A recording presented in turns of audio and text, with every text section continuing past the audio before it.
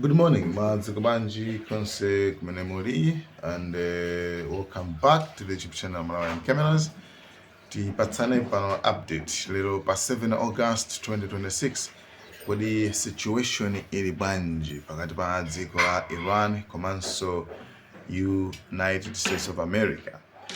Pamene tikuona kuti momujabe choyambirira timvani pamene kuti palibenso ma strikes ena aliwonse amene alipo pakati pa America ndi Iran. Zida baja zachita muwathera choncho zida ndithu palibe, especially tukamba zida zo wakilira kuwaka ndi reason ndi imeneyo komano still paja America kupereka reason ina akuti pafunika ma negotiations pamene akuti tukambirana pamene Iran ikunena kuti no ife situkambirana ndi wina aliyense, and zapezekanso kunena kuti a Trump message ja aimva adziwano kuti anthu akufalitsa nkhani ija kuyoti iwo zida zawathera. Nde pakati pano a Trump atumiza message imene imene akukhala ngati kuti akukalipira anyasidwa kwambiri komanso akuopsezanso atolankhani onse amene akumanena kumalengeza kuti America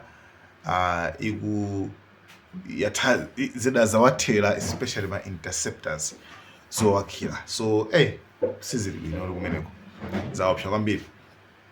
Chabwino, Mohammad Ghaliba amene ali speaker wa nyumba ya malamulo ku dziko la Iran wa panga post like kupanga mock at Trump kunena kuti akuti tikupani tikupolisani tikunyenyani kana kodikirani basi chabwino akuti izi zimene ndithu a Trump akumapanga kumaopseza dziko la Iran komano osewa ndi ma empty threats wana kuti kuopseza kumene kopanda ntchito palibe pamene angakugwiritse ntchito.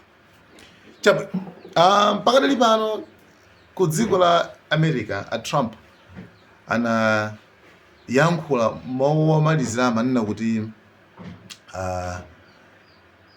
iyi ndi last chance ku dziko la Iran, last chance. Ma negotiations awo akalephera zikakanika apapa ndi kuti akuti basi anthu ambiri ndithu afa ku dziko la Iran, like awanyenya awamaliza basi. But we are talking right now, we're talking at the request of Iran, backed by Saudi Arabia, backed by UAE, and backed by Qatar in particular, but others also. Many countries called, the leaders of many are friendly with a lot of them, almost all of them, one way or the other, and they all wanted to give this a last chance. This is a last chance.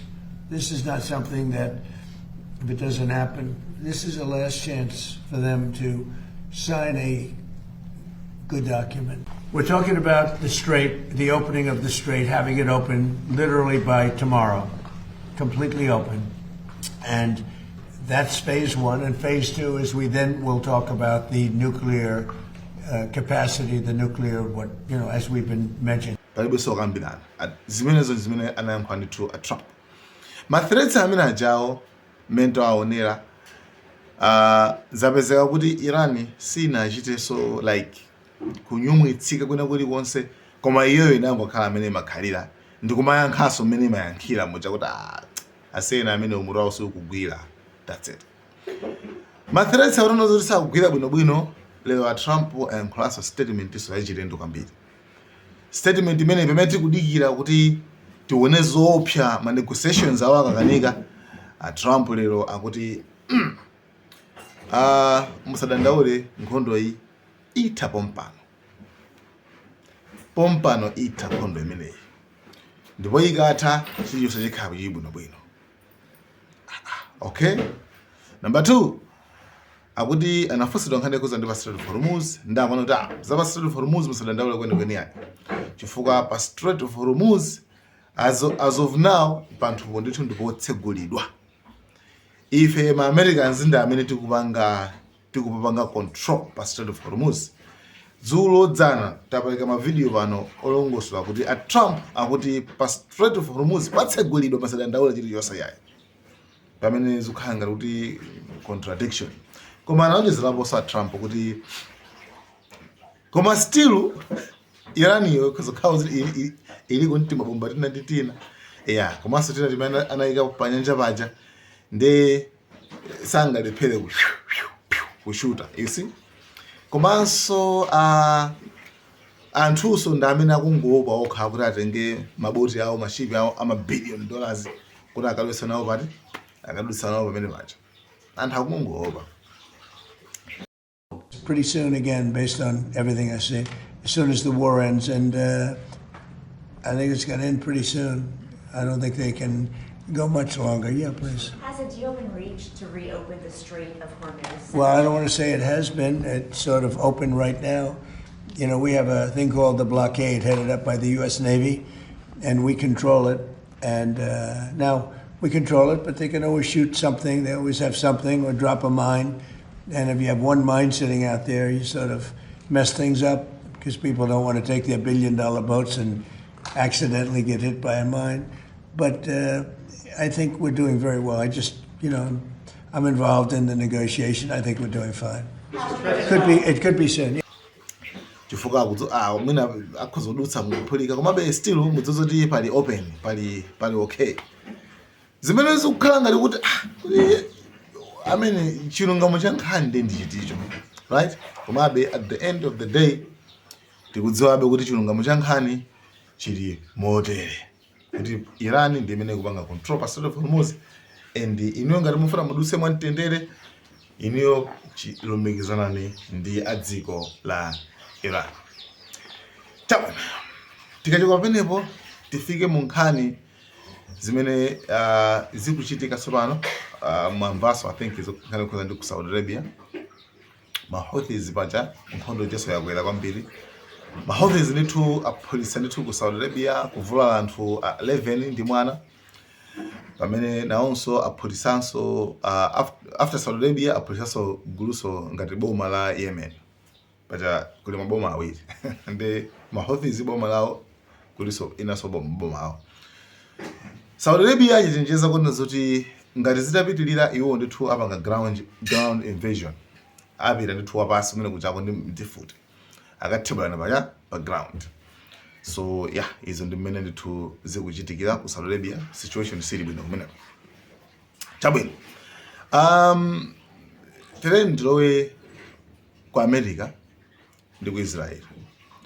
Ku America kwapezeka kuti panali mtsikana wina wake dzina lake Ariana amene amagulitsa ndithu burger ena mbamza burger chibanzi pakati pamayika nyama ndi chitsamba chachani chitsamba cha mpiru cha Chinese cha lettuce anyway muni wesewe na amekaso chitomaro pati pamene paja na burger burger I think ambiri kumudziwa burger anyway mtsikana amene panabwera mwina muyuda basi kumamuuza ine ndi yuda makuti like mzoma muwalia zejeti ndomadzawa ma Americans nde mtsikana uja anango auza kuti akule okay anauza kuti free Palestine basi anango auza yoncho basi sana nkhosi chino nango ankhula katatu nde anankhula zimene zichazo basi muyuda uja wakadonera kwano kampani wayankhula kuti free Palestine basi amuchosa ntchito nkhani ndithu pa internet ndithu ya kwera kwambiri chifukwa chani mungapanga zimenezo munthu kungoyankhula basi mati makuti basi tu anthu zapeza kuti munthu chamusonkhera ndalama kungomusonkhera basi usadandaula se sikuti iwe kubakira kukhala mbali ya Palestina ndi kuti iwe basi ndiwe chenchani pakuchosa ntchito ndi anthu amusonkhera ndalama yakwana $130,000 imene ku Malawi iko ndi 52 million Malawi kwacha 52 million Malawi kwacha at least atakuyamba kena kake yetu ndi zimene zachitika ndithu nzikana amene ndithu Ariana. So tikachoka penepo tilowe ku Israel kwa anthu aja osankhidwa basi tu ndimangofuna kupasa an example. I think about videos I deleted chifukwa zenu zakumene kusafuna anthu aziziona basi ino video mukaiona iyi ndi example ya mmene amakhalira nthawi zonse ma-Palestina, like no rules, nothing. Muganizeni wa asilikali kumubwera mushopu kukapeza kamwana kukavulitsa malaya, tavula malaya yako kukavulitsa basi no popanda chifukwa mushopu kamwana kang'ono nkutenga malaya kung'amba, basi asilikali ira amenewo aku Israel. So yeah, zimene iwo kumapanga.